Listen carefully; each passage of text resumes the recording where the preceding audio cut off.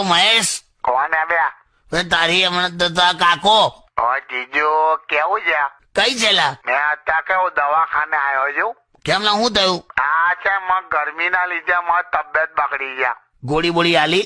4 ગોળી આલી છે, 4. અરે બાપરે. તો પછી ડોક્ટર એવું કહે છે કે પ્લોટ લેવો પડશે. હું લા?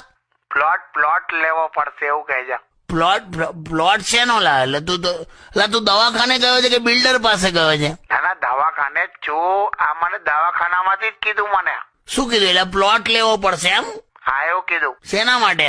તબિયત સુધારવા માટે. એલા તબિયત ના પ્લોટ ને હું લેવા દેવા? એટલે મેં એવું સમજાતું મને એક્ઝેક્ટલી ડોક્ટરે તને?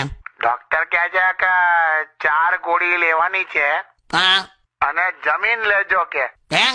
હા એવું બોલ્યા કે જમીન લેજો. પણ હવે જીજુ, હવે કયા એરિયામાં જમીન લઈએ, કેટલા પૈસા થાય ને આપણે કેવું ખેતર પણ છે અને અહીંયા મારે દાઢી કરવાના પૈસા નહીં. મેં આપણે ક્યાંથી જમીન લઈએ યાર? બે મહેશ, તને ખ્યાલ આવ્યો? ખબર મને ખ્યાલ આવી ગયો. અક્કલ ના ઇસ્કોતરા, શું જીજુ? કાલા ઘટ્ટા. જીજુ હું થયું? અલા જમીન લેજો એટલે પ્લોટ નહીં.